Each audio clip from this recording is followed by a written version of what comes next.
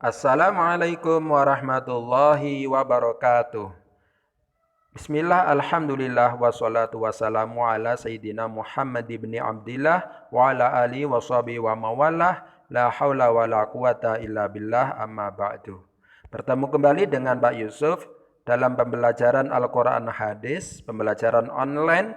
Kali ini akan membahas tentang memahami isi kandungan surat Al-Fatihah. Perhatikan anak-anak, setelah kita membaca dan mengartikan, maka yang terakhir kita akan memahami isi kandungan surat Al-Fatihah. Surat Al-Fatihah disebut Al-Fatihah, artinya pembukaan. Kenapa Al-Fatihah disebut pembukaan? Karena kita membaca Al-Quran, kalau kita membuka Al-Quran, maka ketika membuka pertama kali yang terlihat di awal itu adalah surat Al-Fatihah. Maka dari itu surat yang terlihat di awal ini disebut surat Al-Fatihah karena berada di pembukaan Al-Quran. Surat Al-Fatihah ini berjumlah 7 ayat. Surat Al-Fatihah itu berjumlah 7 ayat. Ayat 1 berbunyi Bismillahirrahmanirrahim. Ayat yang terakhir, ayat yang ketujuh, yaitu berbunyi Siratal ladzina an'amta alaihim ghairil maghdubi alaihim waladdallin. Nah, itu ayat yang ketujuh. Kemudian nama-nama surat Al-Fatihah. Ya, sebelum nama-nama, surat Al-Fatihah itu termasuk golongan surat Makkiyah. Kenapa surat Al-Fatihah disebut surat Makkiyah? Karena surat Al-Fatihah itu diturunkan di kota Mekah, maka surat Al-Fatihah disebut surat Makkiyah. Kemudian nama-nama surat Al-Fatihah. Surat Al-Fatihah selain disebut surat Al-Fatihah, surat ini disebut Ummul Quran. Kenapa surat ini disebut Ummul Quran? Karena surat ini isinya mencakup seluruh Al-Quran. Karena isinya mencakup seluruh Al-Quran, maka surat ini disebut Ummul Quran atau Induk Al-Quran. Selain disebut Ummul Quran, surat ini juga disebut As-Sab'ul Masani. Kenapa surat ini disebut As-Sab'ul Masani? Karena surat ini diulang-ulang, selalu diulang-ulang bacaannya dalam setiap sholat. As-Sab'ul Masani artinya 7 ayat yang diulang-ulang. Diulang-ulang ketika sholat, baik itu sholat fardu maupun sholat sunnah. Orang yang melaksanakan sholat, kemudian dia tidak membaca surat ini atau surat Al-Fatihah ini, maka sholatnya tidak sah dan wajib mengulangi sholat dan wajib membaca surat Al-Fatihah. Karena surat ini sering dibaca ketika sholat, diulang-ulang terus ketika sholat, baik sholat fardu maupun sholat sunnah, maka surat ini disebut As-Sab'ul Masani. Jadi nama lain dari surat Al-Fatihah adalah Ummul Quran dan As-Sab'ul Masani. Selanjutnya pokok-pokok isi kandungan surat Al-Fatihah dibagi menjadi 3 pokok. Yang pertama, berisi tentang keimanan atau tauhid atau kepercayaan terhadap Allah. Allah itu adalah tidak ada duanya. Allah itu hanya satu.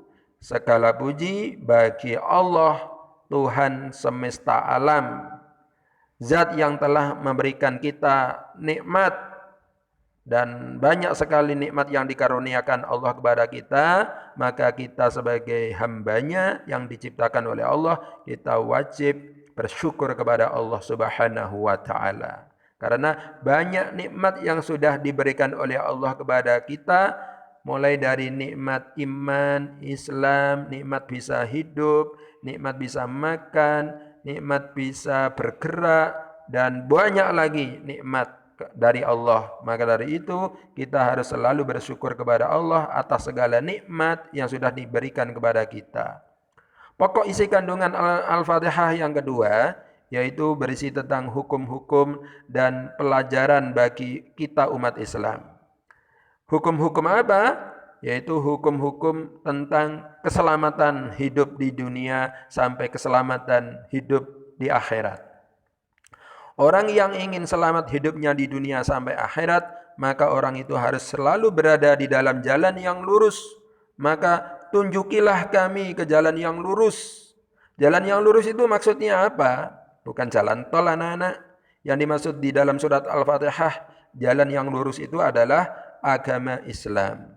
Kalau kita ingin selamat di dunia sampai akhirat, maka kita harus selalu menetapi, memeluk agama Islam sampai kita meninggal dipanggil oleh Allah Subhanahu wa Ta'ala. Maka kita akan menjadi mati Muslim, masuk surga.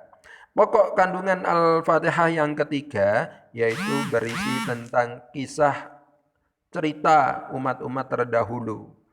Dari cerita orang-orang yang baik sampai orang-orang yang jelek. Kisah-kisah orang terdahulu, orang-orang yang baik, orang-orang yang mendapat nikmat itu adalah kisahnya para rasul, kisahnya para nabi-nabi Allah, kisahnya orang-orang pilihan, orang-orang soleh yang mendapatkan nikmat dari Allah sehingga mereka jadi orang yang baik. Kemudian ada juga kisahnya orang-orang yang dimurkai oleh Allah, orang-orang yang dibenci, yang dilaknat oleh Allah. Seperti siapa? Seperti kisahnya Raja Fir'aun. Raja yang sangat kafir, tidak percaya kepada Allah. Bahkan raja ini mengaku dirinya adalah menjadi Tuhan karena dia bisa berkuasa, mempunyai apa saja. Nah, maka dia menjadi orang yang dimurkai oleh Allah. Ada juga kisah orang terdahulu, orang-orang yang sesat. Orang yang sesat itu orang yang tidak mau menyembah Allah, tetapi mereka menyembah berhala. Kisahnya siapa?